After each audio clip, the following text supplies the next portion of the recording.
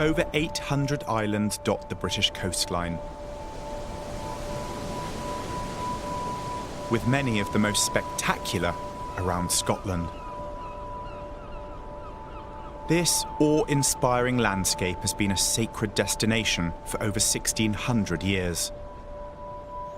It was here that Christian pilgrims first arrived, establishing a new faith over a century before it took hold across the Scottish mainland. That spiritual legacy is still an important part of these islands today. Here, you're forced to relate to something outside of yourself, and that's the beginning of faith. My name is Ben Fogle. 20 years ago, I lived on a remote Scottish island for a year with 35 others for a TV show called Castaway. Like those early Christian pilgrims, I formed a deep and enduring connection to this landscape. Now, I'm returning to discover how their sacred history still resonates today. These islands are steeped in faith. It's in their blood. It's in the rocks. And to explore whether the physical aspect of the landscape makes it easier to make spiritual connections. I am just blown away. Look at this. My journey this time will take me through the southern part of the Outer Hebrides. Wow, look at these cliffs. I'll meet people whose lives were transformed by moving here. I just feel a real sense of belonging, and it's been really life-changing. And I'll meet people who pray and play. We always played on Sundays, church, and then the football in the afternoon. Join me on a 1,000-mile journey across 20 of Scotland's magical sacred islands.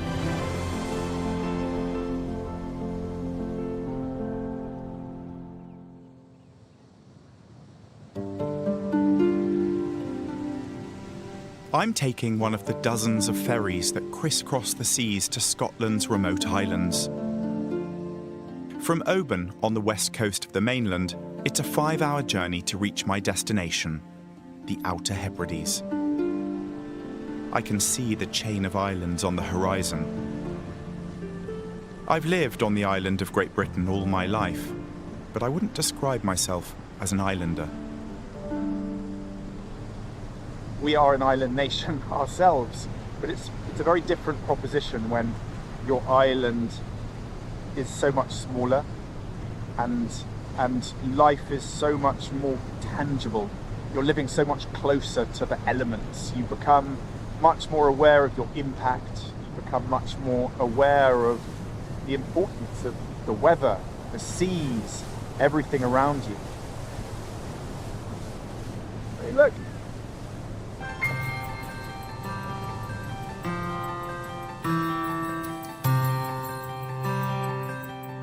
My first stop is the island of Barra.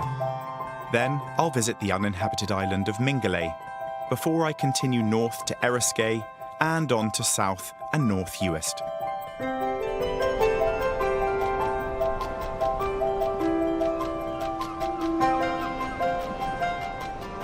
Christianity reached these shores 1400 years ago, and Barra's named after one of the early Celtic saints, Finbar. The Protestant Reformation made inroads in the northern part of the islands, but not in the south, and Irish missionaries reinforced the Catholic faith here in the 17th century. This is the main settlement, Castle Bay. It's named after the imposing medieval fortress just offshore. It was once a thriving herring port, and fishing is still one of the main livelihoods on the island today. A long-standing maritime tradition, knitted fishermen's jumpers, has a strong symbolic connection to people's lives here. Fishing obviously plays and has played a huge part in island life. Last time I was up here, I visited an island just north of here called Eriskay, and I got a fisherman's jumper, this one. I'm hoping I'm going to be able to understand a little bit more about the hidden messaging within the knitting with the next person I'm off to meet.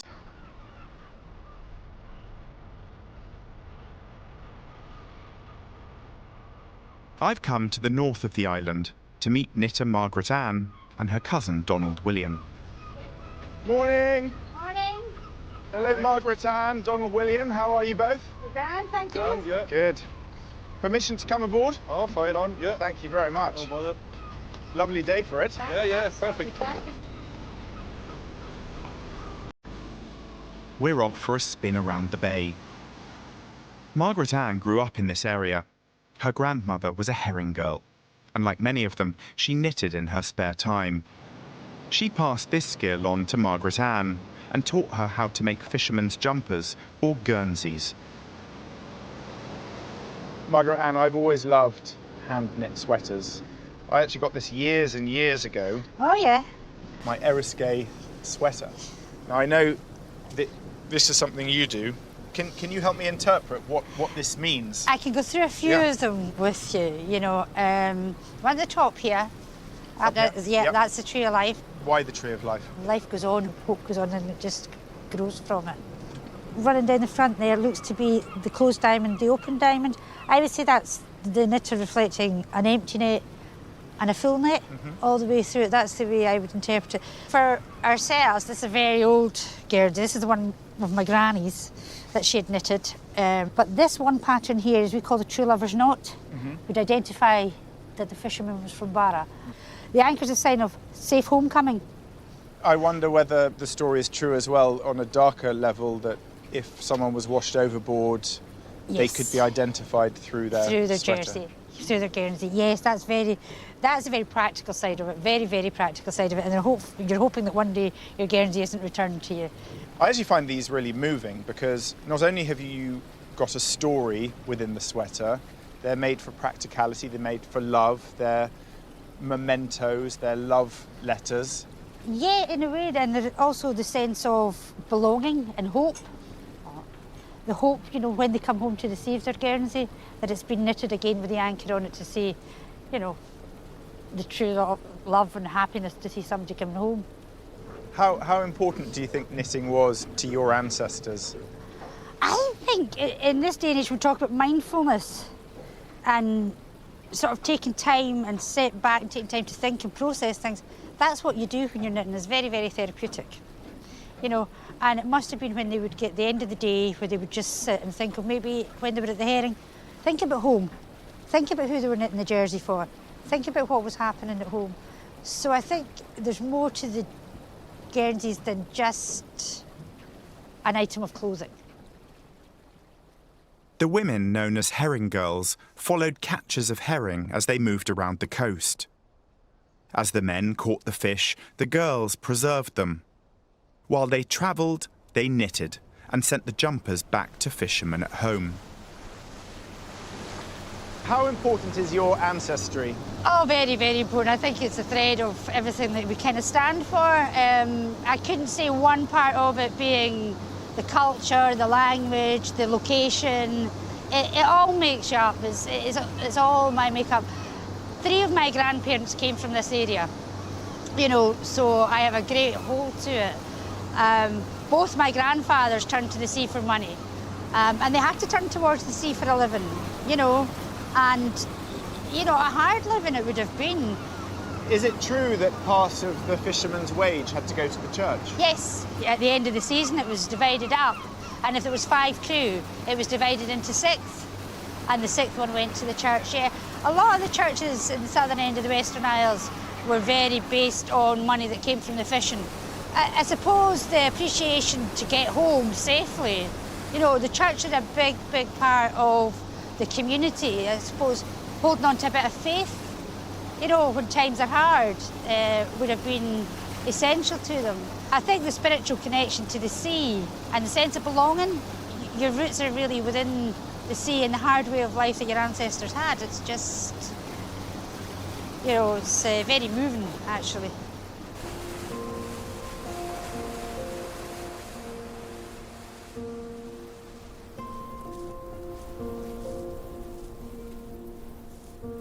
I'm down at Halleman Bay, on the island's west coast. It's no wonder that one of the island's nicknames is Paradise. It's simply stunning. For me, this is a moment to slow down and be present, aware of myself and my surroundings. I find it quite empowering that tomorrow is a whole new day. You can start afresh. A lot of people bring the baggage of yesterday to tomorrow. But actually I find it a really powerful moment to just be. I'm not always on a beautiful beach like this, but just be with nature, with the earth, with this extraordinary planet on which we live. We live so fast that we sometimes just don't take time to sit and absorb.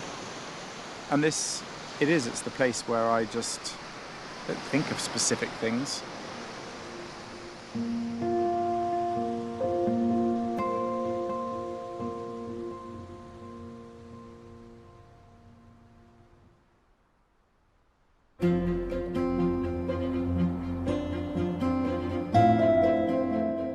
Before I leave Barra, there's one other place I'd like to visit, the highest point on the island. I've noticed little religious statues dotted around the island, and there's one up the hill that's much larger. It reminds me of the statue of Christ the Redeemer in Rio de Janeiro, and I'm intrigued to see it up close. I'm told that it's known locally as Our Lady of the Sea. Carved out of white marble, it's a sculpture of the Madonna and Child. She's the protector of seafarers and watches travellers coming and going from the harbour. And the views out to sea are spectacular. This is a familiar part of the world to me. The island where I lived for a year is in the Outer Hebrides, but this is an unfamiliar view. I've never seen the Outer Hebrides like this, certainly not with this weather. I have been to many of these islands before, but with the experiences I've had in the last 2 decades, I'm seeing them from a whole new angle now. And I think for me, that's what really excites me about understanding a bit more about what life is like here and why they're driven to the spirituality, to the religion, to the things that make the Outer Hebrides so unique.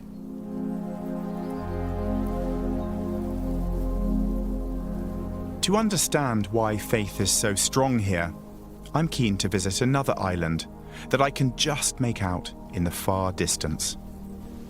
I can see Mingulay in the haze over there. It kind of looks otherworldly. I feel drawn to it.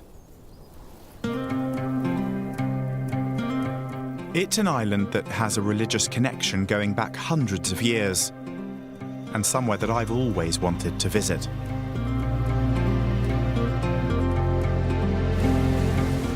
This is an island I've never been to, an island I've heard so much about, an island steeped in spirituality, an island steeped in tragedy, in hope, in so many of those elements that make up island life, I suppose.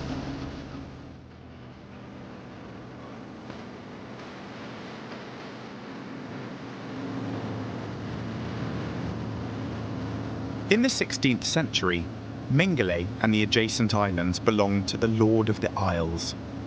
They were granted to the Bishop of the Isles, who leased them out for rent. Consequently, they became known as the Bishop's Isles. Mingulay is the second largest, at just 2.5 miles long. In the 19th century, it had a population of over 160, but the last residents left in 1912.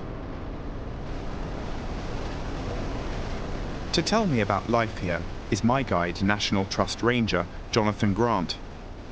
He looks after the island and does this trip regularly.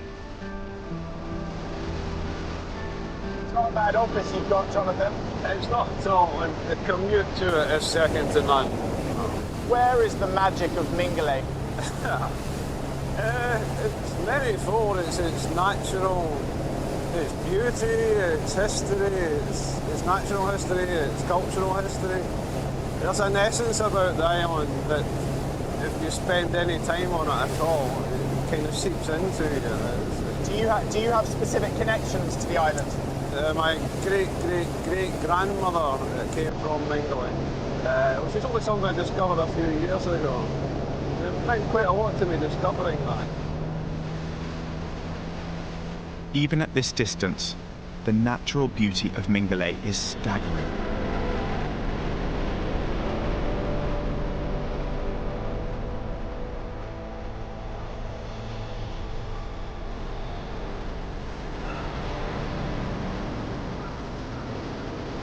Wow. This is why I've come. Look at these cliffs.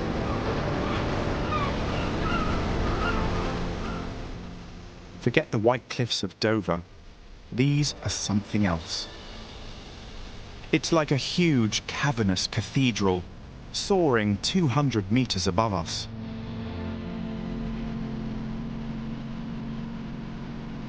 You see, this is my church, my mosque, my synagogue, my place of worship. But you can see why these islands are so founded on spirituality and religion. When you come to a place like this, you can't help but be moved.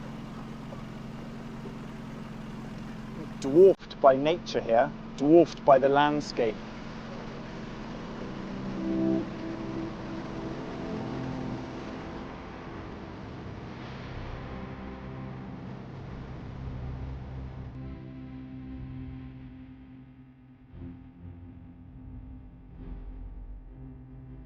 The cliffs are a haven for nesting seabirds, like kittiwakes, razorbills, and even majestic eagles.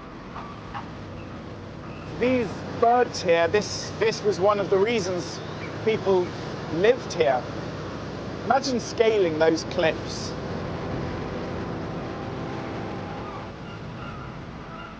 This was a larder for the island's inhabitants, who climbed down the near vertical cliffs to collect eggs.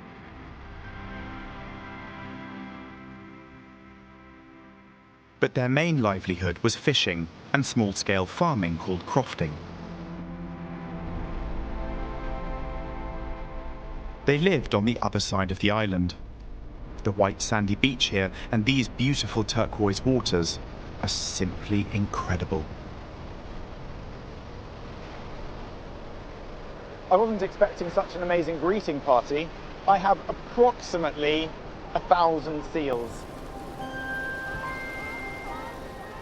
It's a world away from the island's rugged west coast. This really is a tale of two worlds. There's dramatic cliffs on the other side, and this side, beautiful sandy beaches and our sign of life, buildings. It's easy enough for the seals to get ashore, but more difficult for boats. Exposed to the wind and swell, the inhabitants were often cut off for weeks on end. Getting ashore today is still a challenge and requires a smaller boat. Any knack in getting ashore here, Jonathan? Just be very careful, and you don't hang about. Okay, I'll follow you. I'm lucky there's not too big a swell today. I might just be able to keep my feet dry. Next back up. Okay, thank you very much.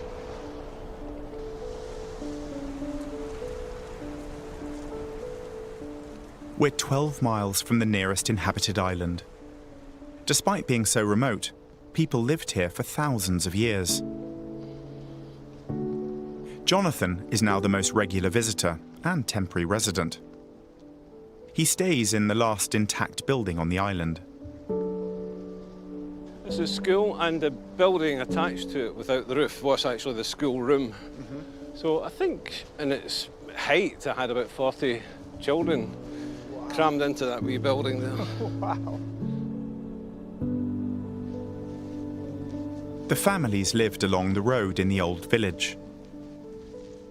about 50 buildings clustered together here, most of them traditional black houses made with thatched roofs and dry stone walls.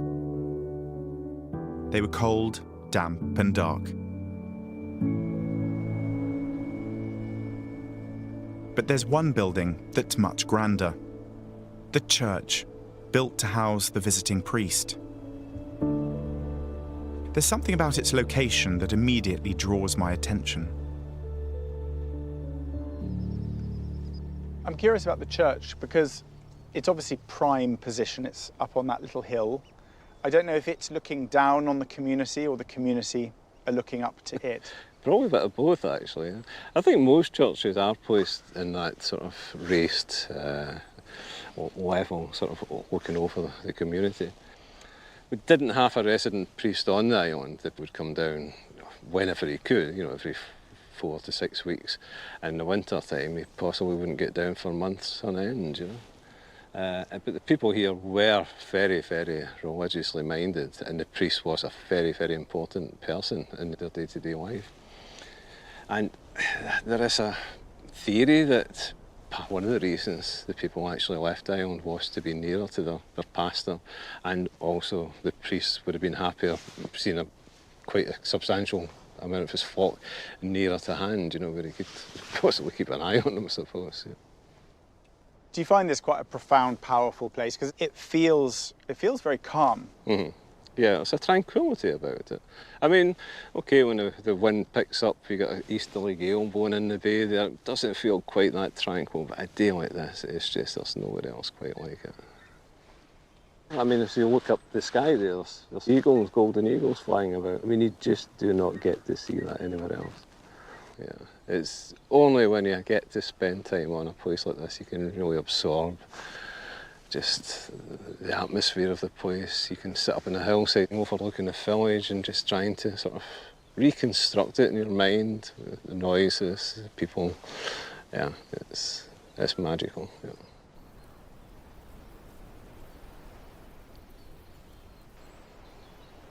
I've been wondering about the church and the relationship with the people that lived on this island. Because for me, I think the draw of any sort of religion or spirituality is a sense of belonging and needing answers and help from someone else. And what I need to do is take myself back 100 years when this truly was a tough life here. I think you would need something else to believe in. And I think the church was that hope. Maybe it was the hope of a better life.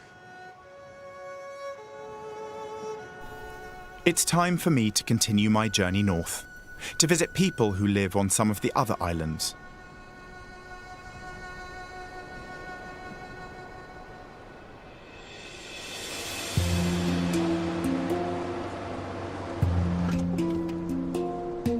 This morning, I'm on the 9:25 ferry to Eriskay.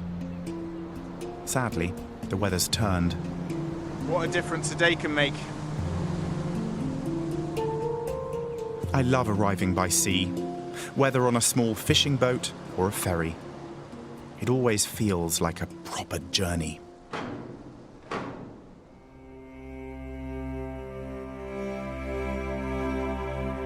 Eriskay is tiny. It's under 3 miles long and has a population of less than 150 people, not including the native Eriskay ponies. I've come to visit the island's Roman Catholic Church. It was built in 1903 when the population of the island swelled to around 400. Many of them had been cleared from their farmland in South Uist to make way for sheep. Here, they turn to the sea for their living, and the influence of their new livelihood is clear. There's nautical symbolism everywhere. The anchors are emblems of hope, as written in the letter to the Hebrews. We have this hope as an anchor for the soul. And even the altar is made from an old lifeboat from a World War II aircraft carrier. Here, work and faith seem indivisible, To understand why, I need to find out about the man who oversaw the building of this church, Father Alan MacDonald. He was a well-loved priest who lived and worshipped here at the beginning of the 20th century. But even 100 years after his death, people still remember him. The local History Society want to provide information about his life to visitors, so they're building a memorial to him. Is that ready? This one down here? Yeah. Okay. I've come to help builder Angus MacDonald construct it. This is one of 11 stone stacks known as cairns that will form a walking trail around the island. Each will have information on Father Alan's life story and his influence here. Yep.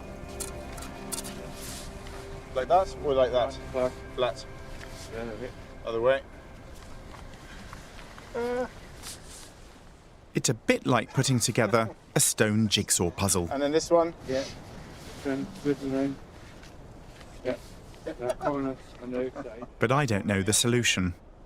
Do you know, I think you better, you know how they go. And that one? That one goes in there. Exactly as this is. Yeah. There we go. This cairn is adjacent to Eriskay's statue of the Virgin Mary. Eriskay native Sandra McInnes is from the local History Society, who've organised the project. Sandra, I find it absolutely amazing that more than 100 years on, you're still celebrating Father Alan here on Eriskay. Why is he such a big figure still today? He came here in 1893, and when he came here, the people were very poor. They didn't have money, and he helped them build better houses, and he helped them with grants for the fishing, to improve their lives, their livelihood. Many of these crofters were new to They're new to fishing, yeah, because when the islanders came here, they were crofters, but the land here was so poor for crofting that they started kind of turning towards fishing. And fishing has become their livelihood as well as crofting, because they couldn't earn a living on crofting. So they had to learn new skills, and they'd be praying, that their families got home safe, that, that they had a good fishing, because the weather's pretty bad here as well. It can get quite wild in the winter. And they'd only have had wee small boats at the time, so. I've heard as well that Father Alan spoke Gaelic, and that was actually quite a poignant, significant thing for the islanders. Yes, he didn't originally have Gaelic. He was that fascinated by the language that he actually taught himself Gaelic. And then he kind of went on. He was, became a well-known poet. He wrote a lot of poems that we still use today in the church. We still sing the hymns that he wrote all these years ago. Obviously, religion and Catholicism in particular has played a really big role on Eriskay and the wider island. Mm-hmm. Why do you think religion is so important to island life? So I suppose crofting, fishing, there was always blessing of boats, blessing of crofts, so religion has always played a part in their lives. They've always been devout Catholics. What does it mean to you to be an islander? It's a sense of pride. You're proud of what the community has achieved. I think a lot of people, when they come here, they quite like that it's quite a community feel to the island. Okay, don't want to mess this up. How long will this last for? 100 years? If the horses leave it. If the horses leave it. I hope this is a fitting legacy for Father Alan. Up. It seems to me that in the face of hardship, religion has provided support and comfort to the people of Eriskay.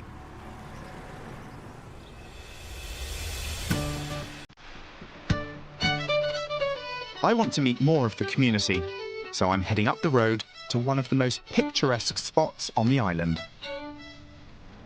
That's got to be up there with one of the greatest football pitch locations in the British Isles.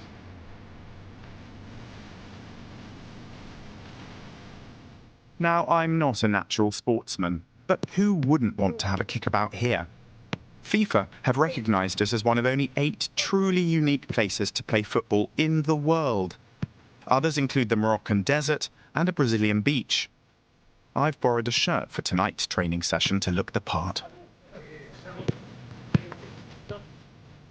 There are players from 13 years old to over 40, and most of them are from Eriskay.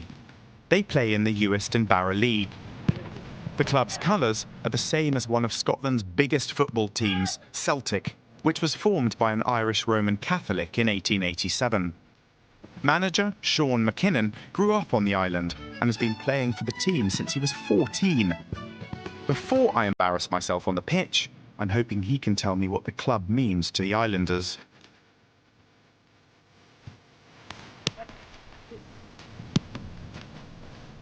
What a pitch. I mean, this is a pretty spectacular location, unless you kick the ball too far. If that happens. Have you ever lost a football? Countless amounts of footballs. I couldn't even guess. Can you talk me through the strip, the significance of it? We've always had green and white hoops. Very significant to the locals, as most are Celtic fans, and that's probably where it originated, when the team started back in the late 50s, early 60s, where things were successful in. And obviously the island has quite strong Catholic beliefs here. Is that rooted at all in the football club, or is that totally separate? I would say it is rooted in the football club, especially growing up when you were starting to play. There was Eriskay Juniors, and it was the Altar Boys. That was the team, the Eriskay Altar Boys. So it's always at the core, and we always played on Sundays. We're the last team that played on Sundays. Sadly, no team plays on Sundays anymore, but that used to be a thing. Church and then the football in the afternoon. Okay, guys, heels up. I'm imagining as well, as the resident of a very small community, that actually to have interactions like this and a sense of belonging and teamwork is even more significant maybe than other places on the mainland. Yeah, absolutely, because it means a lot to everybody. Oh, here we go. Okay, whatever. Good. Yes. Yeah. There's a strong sense of community here. For me, it's one of the things that makes island life so special.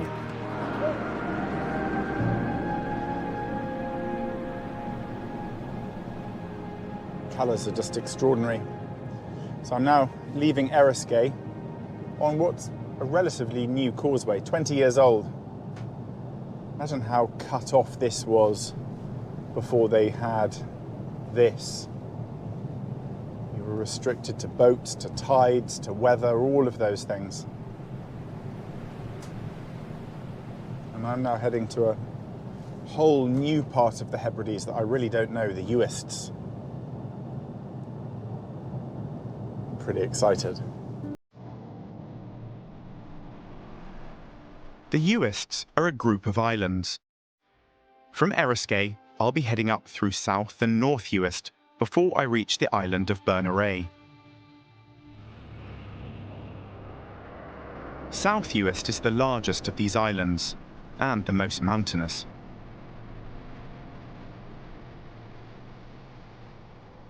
This is my first time in the Uists. I've heard a lot about this extraordinary island chain, and it really does have a very different feel here. Equally wild and rugged though. Driving through the island, I can't help but notice some very contrasting monuments. These big domes are part of the Ministry of Defence missile base. It's been here since the 1950s. And the roads just north of here are dotted with more shrines to the Virgin Mary. I saw one or two in Barra and Eriskay, but here there's half a dozen within just a few miles. These ones are encased in their own pedestals. Amazing to see so many of these great Catholic symbols. They're all over the island. This isn't the only one. They were built at about the same time as the missile base. The locals erected these statues deliberately close to the base to remind the military that they were Catholics and that this was their area, not one belonging to the military. The biggest and most imposing statue stands just below the military buildings. It's a serene image that seems at odds with the neighbouring weapons base. There is obviously this great dichotomy between the peace-loving landscape of hope and salvation, a place where people like me come for mindfulness and spirituality and to find myself. And then you've got this, a missile tracking station. But this is kind of a reminder. It's looking out. It's like reminding them who's boss. And Our Lady of the Isles, which is what this is called, is symbolic of many different things. It's the language, it's the culture, and I think the fact that actually from certain vantage points you can see the big domes of the tracking station and you can see where the missiles were kept. This is visible from everywhere. It's watching. It's always watching. This place is very different in other ways. It's a Gaelic-speaking area, a place where the language, culture and music of the Hebrides is kept alive. I want to understand more about this way of life and how it's formed over millennia. I'm off to Glendale, in the south of the island, to speak to Gaelic singer and practicing Catholic Paul McCallum. How much do you think the weather, the landscape, has played its role in the art and the poetry and the music and the clothing and everything to do with the life of the crofters here? We are governed by the land and the sea and the wind. We're governed by it. That's what's in charge, not us. We have learned to work with Mother Nature.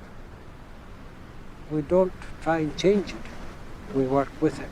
So the poets of these islands would certainly use the imagery that was around them and would use the spirituality that was around them, that surrounded and does surround their lives to this day. How important is heritage and history to islanders like yourself?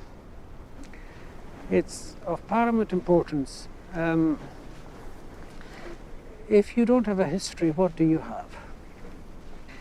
These islands, the history goes back thousands of years. There's Neolithic sites here. The past is part of the present. And the way the people went forward is because they were able to look at the past. It's an outlook that can be heard in Paul's work. He's inspired by the beauty of these islands. So I was out on the hill and I saw the eagle soaring above. So that, of course,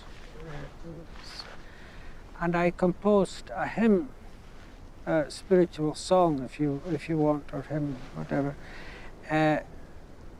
Na jedes cliënt an artinier sa skules kiana hi kaha no vuchin vanyev hamanam shain takhlu. When the sun rises in the high east and the mists of night dispel, there are rays of gold coming from the sun. My soul does sing thy praise. So that was just looking at what was around me, basically God's tapestry. That's what these islands are, it's God's tapestry. What I find really powerful about that, Paul, is that for me this is a very spiritual place. I'm not particularly religious, but I find myself profoundly moved by everything here. The wind, the colour of green all around us, the lichen, everything I see, I find it lifts me and empowers me. These islands has been steeped in faith. It's in their blood, it's in the rocks. That's how deep it is. Whatever you believe in, whether it be a God or your higher power or the spirituality, that power is much stronger than us. If there was one Gaelic song or poem that you thought summed up what I'm seeing here, maybe my whole journey, is there one? Have you got some words that you could share with me? Donald McIntyre wrote a piece, Boon and Raw, the mouth or of the Raw, it's a river, you know. That imagery, you know, it's beautiful. The music to that is beautiful. Oh,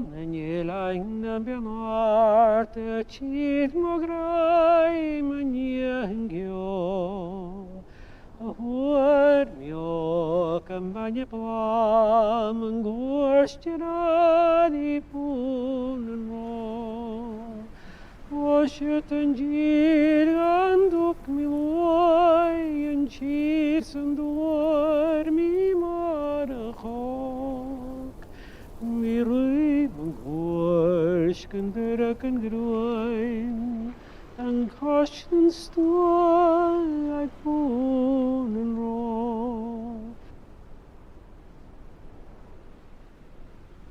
A song, my friend, is a painting in words. That's what it is. And the colors come from the land and the sea. I think that might answer your question.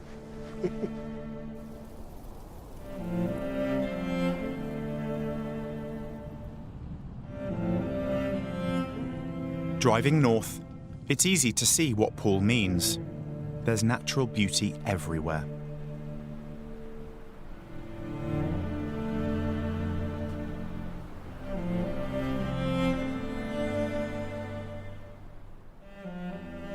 Looking around this landscape, the past does feel very present. It's scattered with monuments to the island's religious history. This medieval monastery at the bottom of North Uist was ransacked during the 16th century Reformation. This was the start of the revolution that brought the new Protestant religion. It's the faith that now prevails here. After speaking to Paul, I'm curious to look even further back in time, to before Christianity arrived on these shores, to understand what drew pilgrims here all those years ago. I'm hoping this ancient site on North Uist can give me an insight. It's a fortress called Dun an Stikir. These islands have been inhabited for thousands of years. And it's stuff like this that's evidence of that. Isn't that amazing that this could well have been a family's dwelling 2,500 years ago? That's crazy.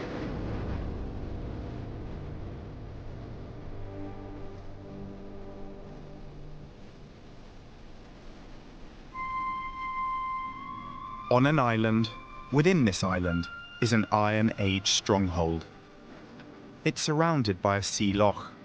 At high tide, this stone-built causeway is covered and the fort's completely cut off. Thankfully, the tide's on its way out.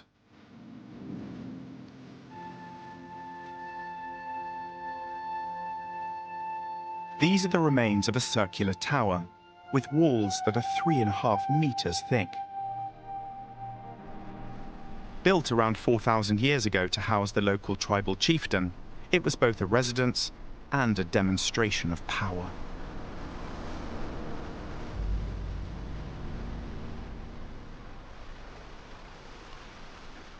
I think it's this sense of isolation and solitude and remoteness that fosters, that creates this feeling of spirituality, religion, whatever it is.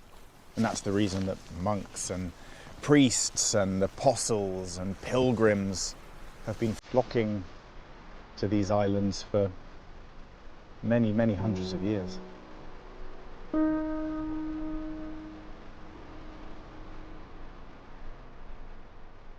Is it this remoteness that still attracts islanders today, connecting them to something bigger, outside of themselves? I'm driving 16 miles across the island to meet someone who's found peace here. Artist and weaver Marie Melnichuk moved here from London less than 20 years ago. She's taking me down to a place that's very special to her. I always get excited at this moment. You don't know what you're going to see. You know what you're going to see. Oh, I know what I'm going to see. It's like hidden treasures. Yep. Oh, wow.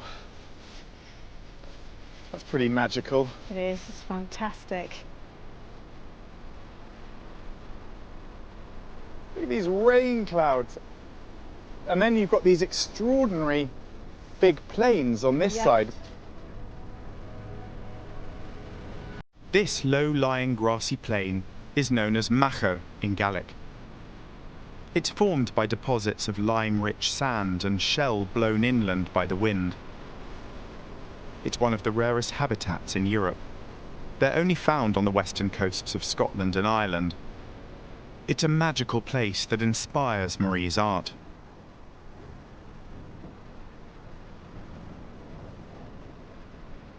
I'm wondering what you're doing now. Are you watching or are you listening? I'm listening. What do you hear? I'm listening to the rustle of the marram grass and just the wind, you know. I'm listening to the skylarks. I'm listening to the sea coming on the shore. The tractors, yeah, everything. You know. And what does it do to you? I think the thing about listening is it makes you be here and it makes you be present. It's almost like a kind of mindfulness. It helps you to kind of feel calm and then opens you up to thinking about, you know, the things that you want to think about, not the things like listening to bad news on the TV or whatever. You know, it's a kind of more of a sort of agitated kind of space, whereas here it's much more free, and I need to be here to feel peaceful in many ways. Yeah. You speak with such passion and such knowledge. You speak as an islander, but you have my accent. So what does that mean to your relationship with this land? Well, I suppose I've never really felt like I belong anywhere, because I come from quite sort of mixed heritage anyway. But when we moved to this area in 2013, and I just feel a real sense of belonging, a real sense of it doesn't belong to me, that I belong to it.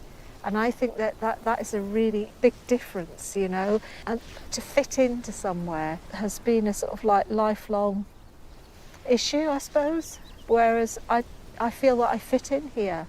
And it's not fitting in with people, it's fitting in with nature and the seasons and the changing seasons.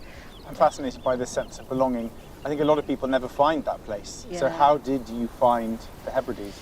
We'd been on Skye on our honeymoon, and we used to come up here when we were first married. And when my son was born, I had, you know, like really quite bad postnatal depression. So we got in our car and we ended up here, and I just kind of fell in love with it. How did it affect your mental well-being? It's been really life-changing, really life-changing.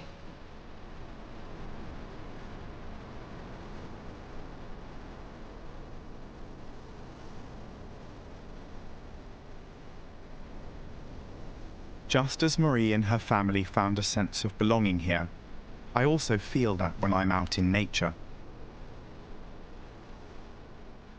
Tonight, I've decided to sleep out on the Macho, to take it all in. I got special permission to set up camp in the north of the island. It's a hobby I've grown to love. The wind is picking up, but the backdrop is spectacular. I feel rooted and at peace.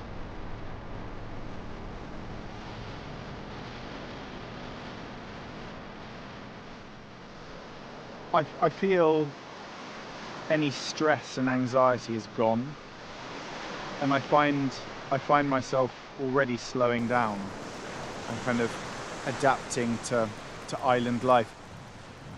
When I was here, someone asked whether they have a word for mañana, which is the Spanish word that means tomorrow. And the answer from the Hebrides is we have no word that describes such haste. and that's life here. You just take it as it comes.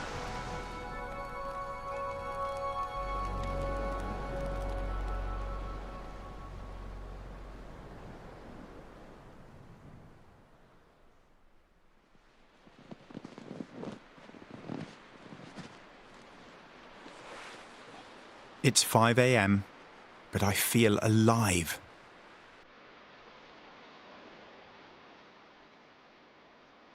That's what it's all about.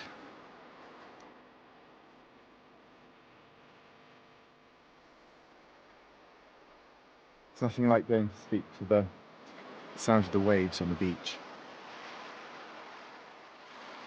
Just me and the Hebrides. That's how it should be.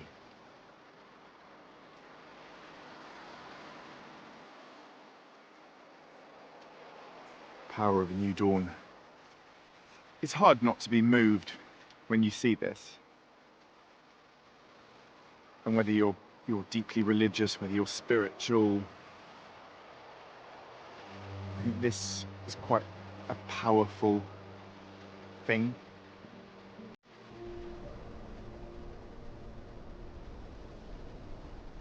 It's a stunning start to the last leg of my journey. I've reached the very top of North Uist, and I'm heading on to the last island on this trip. I'm now in the most northerly part of the Uist, crossing another causeway, this time to the island of Berneray. And I'm going to find out about the lost art of keeping a secret.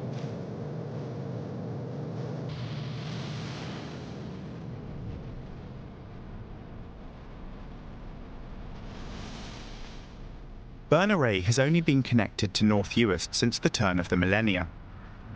Before that, it was pretty remote and secluded, a perfect place to lie low. Gloria McKillop has promised to tell me more. She came here as a young nurse after seeing a picture in a magazine. It had two little children sitting in a macra of wildflowers, and this was down in South Uist. But it said the Hebrides. I'd never heard of them. I showed it to my Australian friend. Yes, she said, I've been there. It's beautiful. I then sat down and wrote to the authorities in Inverness, who had responsibility for these islands then, and asking, was there a position available? Back came this letter. There is a position available on the island of Berneray, 2-bedroom cottage, modern sanitation, illuminations by colour gas and oil lamp. I couldn't get here quick enough. Were you welcomed by the islanders when you first arrived? I felt I was. I came off a little open boat and was met by this wonderful nurse. That dear nurse had not had relief for a year, and here I was coming to do 4 months for her. But quite early in the conversation, I was given to understand, tomorrow's Sunday, don't hang your washing out. Church is at 12, and be there. Well, I did as I was bid. It was a packed church. I sat very timidly in the back row in that church, listening. Of course, when the sermon started, I understood nothing. When the singing started, it was that sound that took me back to that church every Sunday for 2 months or more before the minister thought I might like a translation, which kept us in church a little longer. It was wonderful, just being a part of it, knowing the kindness, the humanity and the caring around it. Were you surprised at the power of the church and the draw of religion to an island like this? I was, but I had been part of church from childhood. Mother played the organ in the little churches in the country town where we would go. That was part of our lives. But this had much more meaning and was to mean much more as time went on. I've grown to understand, well, much more of it now because I have this wonderful Christian belief now, but that's come out of being here and part of life here. Gloria quickly settled into island life and has now been here for 54 years. She married an islander, Don Alec. Together they kept a croft and ran a B&B. And in 1987, they had a very special guest. After meeting Gloria and Don Alec on an official tour of the islands, Prince Charles asked if he could come and stay. It was the most wonderful period. You couldn't tell who Prince Charles was. You know, he had, he just merged in and among the crofters as they were dipping sheep and marking them and out digging potatoes. It was wonderful. What do you think drew him to come to Berneray? Just to see how people were faring is my view of it. And I truly think that was his earnest desire to know what life was like and just to see how communities were managing. And he was able to do that for the Monday to Thursday here. Now, what took you to Tarrant? That's a good question. Do you know, I think I've often wondered about this, but if you think about it, Gloria, this is why I'm here now, because I'm on a little pilgrimage through the islands to understand more about the islanders, the islands themselves, and whether I ended up on Tarrant as destiny, whether the island drew me in, because I feel if I'm to be honest, I feel a great sense of belonging here, but this isn't my home. No. And it's quite a strange thing that maybe we weren't born in the places that we belong. And where is home where the heart is. Oh, so I think for me, the Isles I think they drew me here. And I think that year was kind of meant to be, because I learnt a lot about myself, about nature, about the land. Exactly. And to hear this story now is wonderful. Oh, dear me. It's just there, isn't it? You can almost see it. You can almost see it just around the corner. If you don't peg your washing firmly on the line, it'll land. It will land on Tarrant. It will. Oh my goodness. It's not a Sunday today, so Gloria's washing is out, pegged very firmly on the line.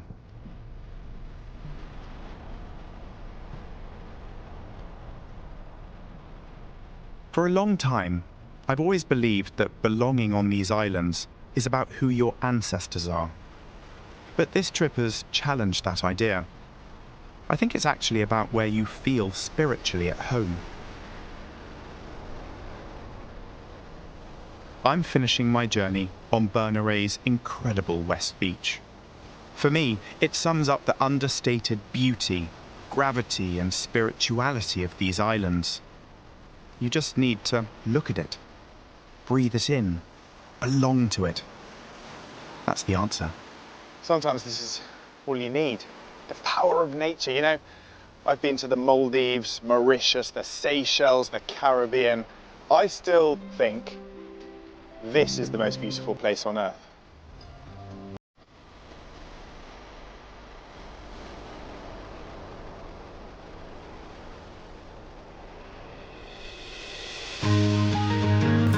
Join me again when I'll be continuing the journey, exploring faith and spirituality in this extraordinary part of the world. Wow! Oh, look at this! Discovering astonishing places. Such a dramatic landscape here on Lewis. And meeting people who inspire me. You put self last, and I think that comes from Christianity and it comes from faith.